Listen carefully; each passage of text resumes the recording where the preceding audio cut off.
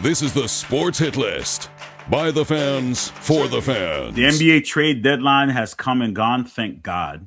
I'm joined. I'm picking up here. We have Hollywood J and TK the Tank.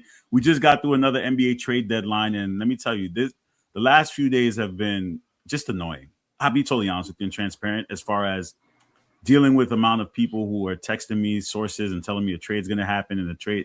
And I just said this to my boy. Shout out to Mike Miller, who's been on the show, a great contributor to the Hit List brand. And I said, because one of his players got traded, and I said to him, the amount of players that get traded, and you guys could agree or disagree, it's kind of taking the fun out of the game. I don't know, man. Like this business side, especially with the NBA, about getting under the second apron. And this is where I'm starting to show my age of 39 and entering my 40s, right? Where I'm like, I remember a time where a guy was in the locker room. You knew he was coming back the following year to get his lick back from the team that beat him. Now I got a player who I picked up over the summer. He didn't even make it to the trade deadline. He already got traded. Anthony Simons didn't even make it to March. He didn't even make it to the All-Star break. He's already gone. So I feel like there's a sense of like, and if you look at how many players were traded to over the last few days, it's like, yeah, I understand it's a business. I understand, but it's becoming so much now. Is it ruining the game? It's kind of ruining the game for me because I got players I don't even know who are coming in. Who knows how long they're going to be here for? And I get this new era of players and fans understand it because that's what they know. But else, we remember a time where, again, Paul Pierce was with the Celtics for 15 years, right? Kevin Garnett was with the Timberwolves for like, God knows, 8 to 9, 10 years. Guys are here for like a week and they get traded. To me, this trade deadline became too much. And it's like trying to keep up with it. It becomes too much. I'm done. Okay, go ahead. I'm done. I'm done. I have nothing else to say. I hated it. Absolutely. No, I hear you. I thought it was a weird trade deadline with the fact that a lot of mid to lower teams were wheeling and dealing. We saw Triple J go to Utah. It was one of those kind of, wait, what? You're going from one team that's butt to another team that's even more butt? Like, what are we doing here? You guys in Boston picked up the big man in Vucevic. Good pickup for you guys, right? That's a side. You guys needed a center, right? Like you said, you get rid of Simons, who, a cup of coffee, maybe if that. You're talking about a cup of espresso. What happens to your bench now? I don't know. That hurts your bench for sure.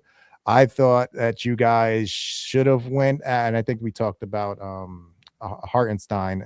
If he was truly on the block, I thought that would have been the perfect player for you guys. A lot of it was just a weird Harden going to Cleveland, another weird one. We know he is the franchise killer. Cleveland just won 60 games last year, and now you completely blow it up. I don't know how well Harden and Donovan are going to work together. Both are ball dominant. It's just, and we know Harden does not perform well in playoff series. So maybe we're heading towards another first or second round knockout for them. Just a very odd trade deadline, in my opinion. Those two in particular. We saw Porzingis go to the Warriors. Which makes no sense, bro. Like the man is injury prone, and then you're gonna trade him, and then you give up Jonathan Kuminga and Buddy Hield to get a guy who's injury prone, who's never available. What are we doing? Like, no, I don't know what. I mean, ever since Myers has left that organization, I don't know if they know what they're doing. How long before Steve Kerr just says, you know what, I'm going to step away for a little while. Steph is at the tail end of his career. He's now injured a lot. So now you got Porzingis, who's injured a lot, and you have Steph, who's getting injured a lot. Draymond isn't what Draymond used to be. You don't have that, dynamic. Jimmy Butler's out with an ACL injury. Out with the ACL. You didn't even try to make it work with Kuminga. And hopefully he shows out in Atlanta and he comes back to bite you in the butt. I do like the Knicks pickup of Alvarado. Selfishly, we did need a backup point guard. Sorry, Tyler Kolek. But we get that scrappy kind of just annoyance now in the backcourt who's going to pick you up 90 feet. I'm glad they didn't set the world on fire and do anything brash. They made a move on the margins, like I told you they should have done. Very minimal. And if it doesn't work out, he doesn't cost you a lot of money. And then with the odd thing that happened today is Milwaukee completely just coming out and saying, you know what, we're going to hold on to Giannis. For what reason? I don't know if they've kind of behind the scenes, because he then posted the famous Wolf of Wall Street clip of, I'm not going anywhere clip on X. So I don't know if he's now changed his tune and wants to stay, or if this is just for now. And then, this summer he is hanging out in the Hamptons again and walking around Manhattan, and you're kind of putting it out there. This is where I want to be. And the Knicks have that now flexibility now, that if things don't work out this year and we fall on our face, they can just reset and make that Giannis trade over the summer. You don't have to rush. You don't have to, you can make a deal that satisfies everyone. So I'm glad the Knicks and made that went that route today. TK, what are your thoughts here with the NBA trade deadline as far as we wrap up another I guess crazy last few days? Yeah, I mean, it's I've been kind of following a little bit, and it's been weird. When the biggest thing to come out of the trade deadline is one guy, Giannis, wasn't traded. Everyone was surprised that some guy didn't get traded. It's a weird year. A lot of guys, went to new homes, and it kind of, as a fan, it was good as a Knicks fan, obviously, because we got better, we got a guy we need. But if you're looking at some of these other teams, like the Mavericks, Flag, Davis, and Irving never even saw the court together. So, what are you promising me in the offseason? What am I actually going to see on the court? And how quick are we going to give up because Harden says, I have a better chance to win over here? So, that kind of stuff is a little disheartening. I get what you're saying, Carl, as opposed to the 90s, remembering this is my team and I'm staying here. We're going to build and win with this team.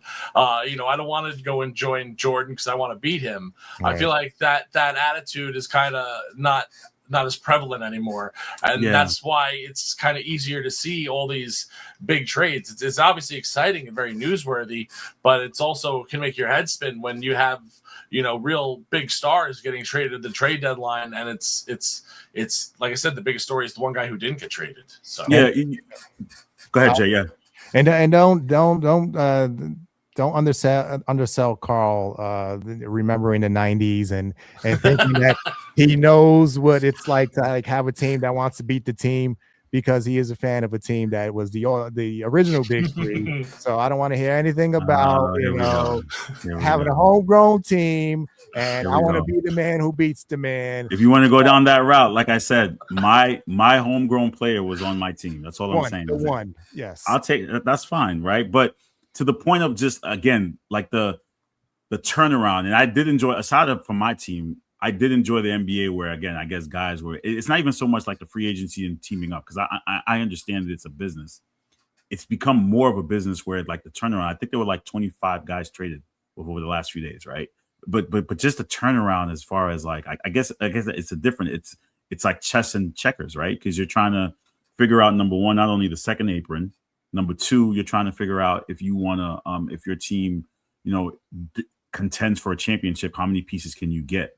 Right. But I think it's more so about trying to get under the luxury tax now, because if you have guys who have contracts, you don't want to pay that luxury tax. You're shipping them out. Right. Expiring contracts. You're trying to shed off that millions of dollars so you can fit under the second apron or whatever it is. That's the business part of it, where it's like I said, and Draymond spoke about it, too, where he's like, for us as people, we have to ship out our families. We have to change schools for our kids. Like they understand it. But this is part of the business where you're like, you just got here. And then in 2 months, you may have to just outright buy a new house, get your kids enrolled in school, move them out to a new city. Like I said, the system, there's no fix to it because we understand what it is. But as a fan, for me, it's more so just like, I can't keep up no more. I'm like, wait a minute, you got traded when? I don't even know, because I can't. And I do my best to try to keep up. I don't know where these are. So now I got to spend time to research, okay, who's where? Because I don't even know, because it happens so quickly now. I don't know who's where. Can't keep up. Yeah. Thanks for watching the Sports Hit List. Be sure to like, share, comment, and subscribe. In fact, do it now.